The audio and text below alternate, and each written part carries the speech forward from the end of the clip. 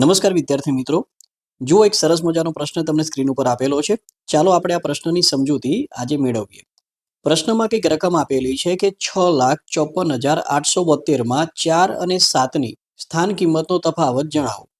એટલે 4 અને 7ની સ્થાન કિંમતનો જો તફાવત શોધવો હોય તો સૌથી પહેલા જે સંખ્યા આપેલી છે એ લખી દઈએ.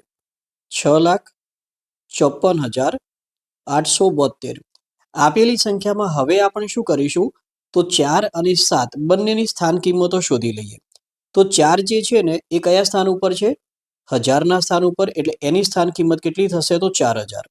હવે વાત કરીએ 7ની, તો 7 જે છે એ દશકના સ્થાન ઉપર છે, એટલે એની સ્થાન કિંમત કેટલી થઈ જાય? 70. તમને શું શોધવાનું કહ્યું છે? તફાવત. તફાવત એટલે કે બાદબાકી. તો જો તફાવત મેળવવો હોય તો આપણે કરીશું 4000 માંથી 70 ને માઇનસ.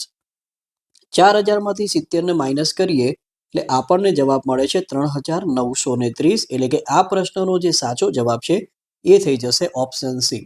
જો તમને આ પ્રશ્નમાં ખરેખર સમજ પડી ગઈ હોય તો તમારા માટે એક હોમવર્કનો પ્રશ્ન આપી દઉં છું. દરેકે દરેક વિદ્યાર્થી પોતાની જાતે એને ઉકેલજો અને સાચો જવાબ કોમેન્ટ બોક્સમાં આપવાનો રહેશે.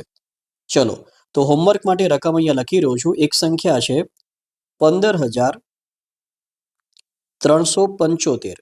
આપેલી સંખ્યામાં 5ની સ્થાન કિંમતનો યોગ કેટલો થશે? 5ની સ્થાન કિંમતનો યોગ કેટલો થશે?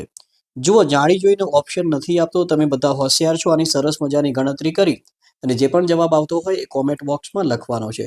જો બેટા આ વિડીયો પસંદ આવ્યો હોય તો લાઈક કરજો, તમારા મિત્રો સાથે શેર પણ કરજો. અને જો હજુ સુધી તમે આ ચેનલ સાથે નથી જોડાયેલા, સરસ મજાના આવા વિડીયોનો અભ્યાસ કરવા માંગો છો તો અત્યારે જ ચેનલ સાથે જોડાઈ જાઓ. ચેનલને સબસ્ક્રાઇબ કરી બાજુમાં જે બેલ આઇકોન છે એને ક્લિક કરી લેજો, એટલે મારા દ્વારા મૂકવામાં આવતા દરેકે દરેક વિડીયોની નોટિફિકેશન તમને સમય પર મળતી રહેશે. ચાલો, ફરી મળીશું એક નવા વિડીયો સાથે. ત્યાં સુધી દરેકને જય હિન્દ, જય ભારત.